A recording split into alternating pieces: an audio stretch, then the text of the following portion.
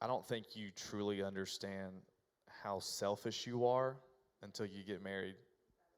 Like you're like, oh, I'm when you're single or dating. Oh no, I sacrifice, I serve, which that's awesome and you should.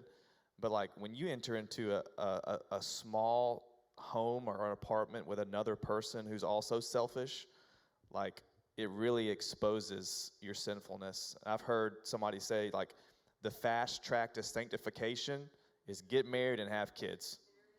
And that is like the fast pass to grow in your faith because those two things demand you, especially as a man. Like as a man, you're called to lead your household. You're called to guide your family. And if men in the room, if you are have selfishness in you, you're in for a rude awakening. So I'd say as much as you can now, serve, sacrifice. If you have roommates, work out conflicts between each other. But I'm still working on that, and I probably will to the day I die, my own selfishness.